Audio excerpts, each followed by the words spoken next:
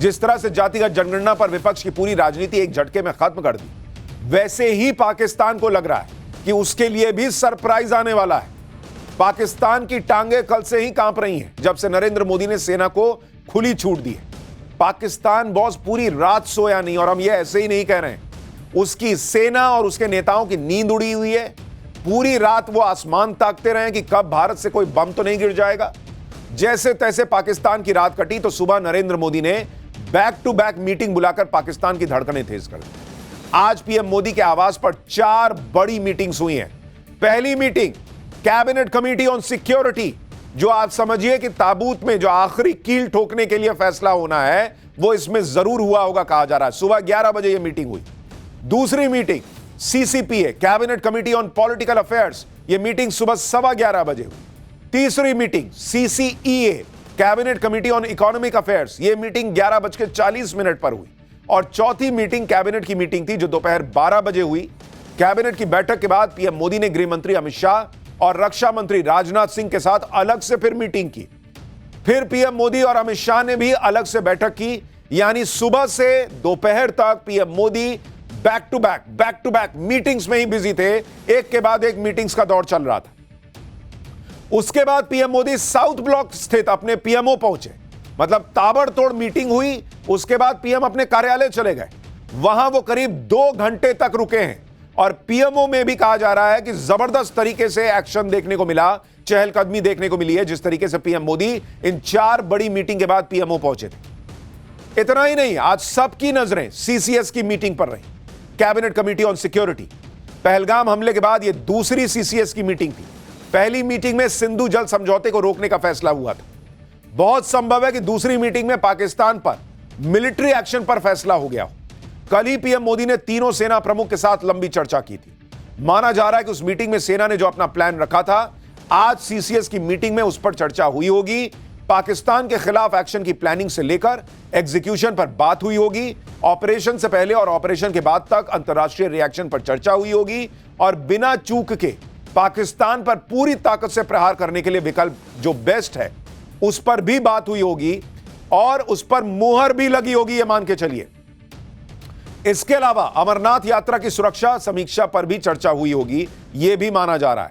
यानी सुबह 11 बजे सीसीएस की मीटिंग में फाइनल मुहर लग चुकी है। इसलिए भी लोगों को लग रहा है कि आज की रात क्या कयामत की रात है पाकिस्तान के लिए।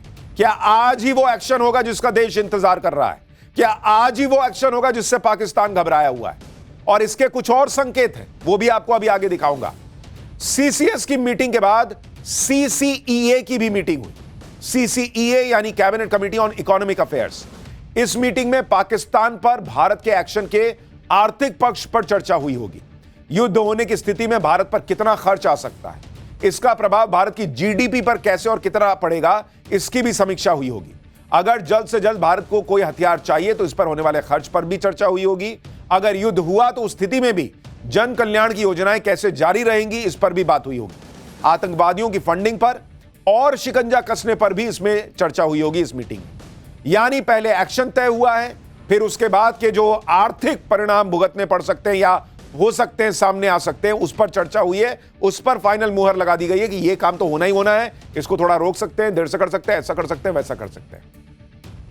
यानी पाकिस्तान पर हमले से पहले पीएम मोदी ने पूरा होमवर्क कर लिया है। दिल्ली से लेकर कश्मीर और बॉर्डर तक की तैयारी कैसी है, पाकिस्तान की नींद कैसे उड़ी हुई है, हमले के बीच पाकिस्तान ने हाफिज सईद और मसूद अजहर को कहां छिपा दिया है, और पाकिस्तान के बॉर्डर पर राफेल क्या करने गए थे, यह सब दिखाऊंगा। पहले दिन भर की हलचल की एक झलक देखिए।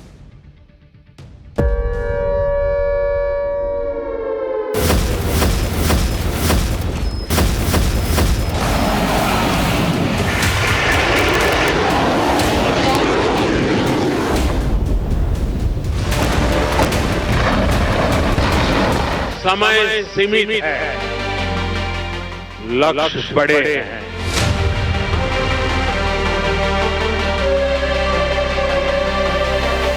मैं वर्तमान स्थिति के लिए नहीं कह रहा। 24 से 36 घंटों में भारत पाकिस्तान के खिलाफ फौजी कार्रवाई करने का इरादा रखता है। पाकिस्तान में तुम एक मलेरिया की दवा नहीं बना सकते। भारत बहुत आगे है, भारत से पंगा मत लो। We can have war in next day 2 or 3 or 4. अरे ये तुमको शर्म नहीं है? तुम एक मोटरसाइकिल का टायर तैयार नहीं कर सकते। फिक्र करने की जरूरत नहीं है, पाकिस्तान के पास एटम बॉम्ब है। घूम फिर के इनका रोना वहीं आकर खत्म होता है, पाकिस्तान के पास एटम बॉम्ब है। लेकिन अगर एटम बॉम्ब है तो इतना छाती क्यों पीट रहे हो, रो क्यों रहे हो? क्योंकि इस वक्त की बड़ी खबर आपको बताऊं, पीएम आवास पर इस वक्त हाई लेवल मीटिंग जो चल रही है, इसमें अब राष्ट्रीय सुरक्षा सलाहकार एनएसए अजीत डोभाल के साथ साथ आर्मी चीफ पहुंच गए हैं। एनएसए, आर्मी चीफ और विदेश मंत्री भी इस मीटिंग में प्रधानमंत्री के घर पर मौजूद हैं। देखिए, हर पल लगभग बहुत तेजी से पूरा घटनाक्रम बदल रहा है। मैंने आपको बताया था आपसे थोड़ी देर पहले पीएम के घर पर एनएसए अजीत डोभाल और पीएम मोदी की अकेले में मीटिंग हुई है। उसके बाद आप देखिए वहां आर्मी चीफ और विदेश मंत्री एस जयशंकर भी पहुंच गए हैं। यानी जो मैं आपसे बार बार कह रहा हूं कि क्या पाकिस्तान के लिए आज की रात कयामत की रात हो सकती है। आप इन संकेतों को अगर जोड़ते जाएंगे तो आपके लिए तस्वीर बनेगी। हमारे लिए इस वक्त कुछ फाइनल कहना उचित नहीं होगा, राष्ट्रहित में नहीं होगा। हालांकि एलओसी से इस वक्त एक और बड़ी खबर, राफेल लड़ाकू विमानों ने पीओके की रेकी की है। यह बहुत बड़ी खबर है कि भारत के जो राफेल लड़ाकू विमान हैं, उन्होंने कल रात पीओके की रेकी की है। पीओके के पास राफेल की उड़ान से पाकिस्तान सहमा हुआ है। 4 राफेल फाइटर जेट देखकर पाकिस्तान में हड़कंप मच गया। एलओसी पर रात में राफेल फाइटर जेट से पेट्रोलिंग की गई है और पीओके की रेकी, ये पाकिस्तान के चैनल्स खुद दावा कर रहे हैं कि पाकिस्तान के बॉर्डर के बिल्कुल करीब आकर राफेल ने पीओके की रेकी की है। और इसलिए बड़ा सवाल यह है कि क्या मिशन पीओके लॉन्च होने वाला है, जिसका बहुत लोग जिसकी चर्चा कर रहे थे। पाकिस्तान इस बात से भी घबराया हुआ है।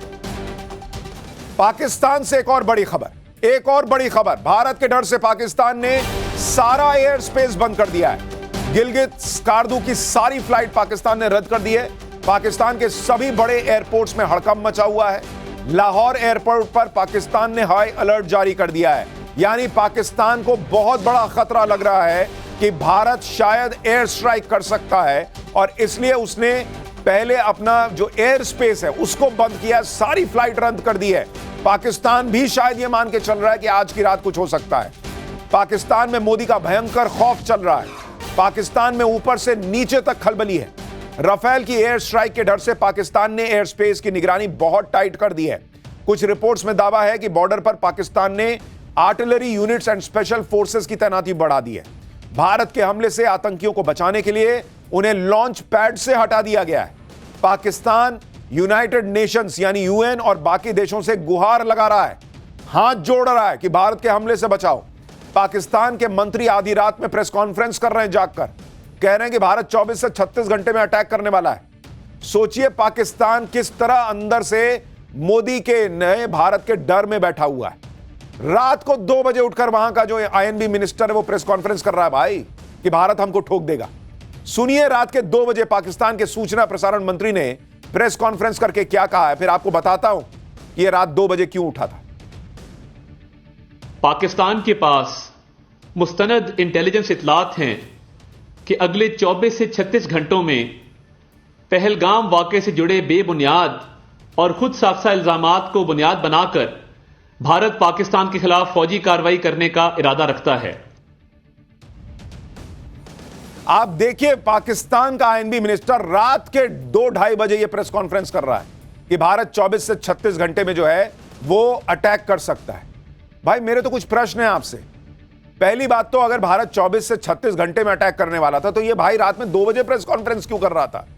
सुबह उठ के कर लेता प्रेस कॉन्फ्रेंस, इतनी हड़बड़ी क्या थी? उससे भी बड़ी बात, भाई हमारे प्राइम मिनिस्टर खुद कह चुके हैं कि मिट्टी में मिलाएंगे, मिट्टी में मिलाएंगे, मिट्टी में मिलाएंगे। वो तो खुल के खुला बोल चुके हैं पूरी दुनिया को। तो हमारे पास इनपुट है कि हमला हो। क्या इनपुट है भाई? ऐसा क्या इनपुट होगा? हमला, ये तो सबको पता है। इनपुट क्या लाए हो? ये रात को 2 बजे इसलिए उठे हैं क्योंकि इनकी हालत खराब है। ये रात के 2 बजे दुनिया से एक्चुअली मदद मांग रहे थे कि भाई हमको कोई बचाओ, ये कभी भी ठोक देंगे। ये है इनकी हालत, गिग्गी बंधी हुई है इनकी। पाकिस्तान में इस कदर खौफ इसलिए है क्योंकि एलओसी पर कई दिनों से पाकिस्तान की जबरदस्त धुलाई भी चल रही है। पाकिस्तान बौखलाकर गोलीबारी कर रहा है। भारत दोगुनी ताकत से पाकिस्तान को ठोक रहा है। कल रात को भी बौखलाहट में पाकिस्तान ने जम्मू के परगवाल सेक्टर में इंटरनेशनल बॉर्डर पर गोलीबारी शुरू कर दी थी। आप देखिए कि पिछले कुछ दिनों में एलओसी पर ताबड़तोड़ बमबारी हुई है। पहलगाम हमले के बाद से पिछले एक हफ्ते में पाकिस्तान ने बॉर्डर पर 51 लोकेशन पर फायरिंग की है। उरी, पुंछ, सुंदरबनी, कुपवाड़ा, बारामूला, नौशेरा, अखनूर में गोलीबारी कर रहा है पाकिस्तान। और मैंने आपको बताया था कि पाकिस्तान जब घबराता है तो शेलिंग पर आ जाता है, वो गोलीबारी करता है, गोलाबारी करता है। उसको लगता है कि बाप रे बाप रात में कुछ हो ना जाए, तो वो क्या करता है, बम गिराने लगता है कि ताकि जो सामने से अगर कोई आ रहा होगा तो उसको लगे कि अरे ये तो यहां पर है, ये तो देख रहे हैं, ये तो नजर रख रहे हैं, कहीं पर बम गिरेगा, कम से कम थोड़ी देर के लिए तो एक्शन रुकेगा। तो पाकिस्तान घबराहट में बम चलाने लगता है। एलओसी के आखिरी गांव से आपको एक ग्राउंड रिपोर्ट दिखाता हूं, फिर एलओसी से एक बड़ी खबर आ रही है वो बताऊंगा। हम इस समय लाइन ऑफ कंट्रोल के एक नजदीकी इलाके में हैं। ये लाइन ऑफ कंट्रोल का आखिरी गांव है और मेरे सहयोगी मीर महराज आपको ये एक्सक्लूसिव तस्वीरें दिखाएंगे लाइन ऑफ कंट्रोल के इलाके की, और उसके साथ साथ जो लाइन ऑफ कंट्रोल पर फेंस है आपको साफ तस्वीरों में दिखाई दे रही होगी। यही वो इलाका है जो बिल्कुल लाइन ऑफ कंट्रोल से सटीक है और यहाँ पर 2 साल 3 साल पहले भी पाकिस्तानी सेना लगातार जो है सीज फायर का उल्लंघन कर रहा था। तो ये वो बैंकर है जहां पे ये फिर जो है आ जाते हैं और यहां पे छुप जाते हैं, यहां पे अपनी जान बचाते हैं। पाकिस्तान पूरी दुनिया के सामने इस वक्त गिड़गिड़ा रहा है कि मोदी के हमले से बचाओ। खबर है कि पिछले कुछ दिनों में पाकिस्तान ने 12 देशों को अप्रोच किया है। इसमें चीन शामिल है, सऊदी अरब, ईरान, कतर, यूएई, तुर्की, UK, Hungary, Azerbaijan, Egypt, Kuwait और बहरीन से पाकिस्तान ने बातचीत की है कि भाई कोई तो मदद के लिए आओ। पाकिस्तान चाहता कि ये देश बीच बचाव करें, बातचीत से कोई रास्ता निकलवा दें। बदले में पाकिस्तान पहलगाम हमले की स्वतंत्र जांच की बात कर रहा है। तुम स्वतंत्र जांच करोगे? पहले जो क्रेडिबल एविडेंस हमने दिया है कि तुम्हारा एक जो आर्मी में रहा हुआ व्यक्ति है, पैरा कमांडो, वो आया है इधर हमला करने, और उसके बाद तुम क्या जांच करोगे भाई? ये सब तमाशा छोड़ो। तुम्हारा एक मंत्री बाद में कह चुका, एक नेता संसद के अंदर कि पुलवामा हमने किया था। तो पहले तो आप पुलवामा से भी मना करते थे, इन्होंने 26/11 नहीं माना, उसके तमाम सबूत हैं कि इन्होंने किया था। ये देश कभी मानने वाला है? लेकिन ये घबराया हुआ है। इंडिया सारे देशों को बुला के सबूत दिखा रहा है कि देखो हम पाकिस्तान को ठोकने वाले हैं, वजह यह है इसलिए ठोके। ये क्या कर रहे हैं भाई? कोई बचाओ, ऐसी हालत है इनकी। पाकिस्तान की कोशिश है कि किसी तरह भारत बस रुक जाए। भारत ने दुनिया को डंके की चोट पर बताया कि वो पाकिस्तान को छोड़ेगा नहीं। दुनिया के बड़े बड़े देशों के नेता पीएम मोदी को फोन कर चुके हैं। भारत जिन भी देशों से बात कर रहा है उनको साफ बता रहा है कि पाकिस्तान को आतंकवाद की सजा भुगतनी होगी। कल जब पीएम मोदी तीनों सेना प्रमुख के साथ हाई लेवल मीटिंग कर रहे थे, पाकिस्तान पर एक्शन का प्लान बना रहे थे, उसी दौरान यूनाइटेड नेशंस के चीफ एंटोनियो गुटेरेस ने विदेश मंत्री एस जयशंकर से बात की थी और पहलगाम हमले की निंदा की थी। इस बातचीत में यूएन चीफ ने भारत और पाकिस्तान के बीच बढ़ते तनाव पर चिंता जताई थी, लेकिन भारत ने भी अपना रुख साफ कर दिया कि वो इस हमले के दोषियों, साजिशकर्ताओं और मददगारों को उनके अंजाम तक पहुंचाने के लिए प्रतिबद्ध है। इसके अलावा मंगलवार को विदेश मंत्री एस जयशंकर ने यूएन सिक्योरिटी काउंसिल के 7 नॉन परमानेंट मेंबर से बात की और उन देशों को पाकिस्तान की करतूत के बारे में बताया। यह बात भी दोहराई कि भारत दोषियों को कड़ी सजा देगा। यानी यूनाइटेड नेशन से भी बातचीत में भारत ने क्लियर कर दिया कि वेरी गुड, आप कह रहे हैं कि पहलगाम में जो हुआ गलत था, वेल डन, ऐसा ही कहना चाहिए। आप कह रहे हैं कि जो हुआ आतंक के खिलाफ लड़ाई मजबूत होनी चाहिए, वेल डन, वेरी गुड, ऐसा होना चाहिए। लेकिन जो सजा देनी है वो हम देंगे। भारत किसी प्रेशर में नहीं आ रहा बॉस। इस वक्त पाकिस्तान के आतंकियों को भारत इस बार हर हाल में सजा देकर रहेगा। यह बात पाकिस्तान अच्छे से समझ गया है। इसलिए अब पाकिस्तान ने इन आतंकियों को बचाने का नया प्लान बनाया।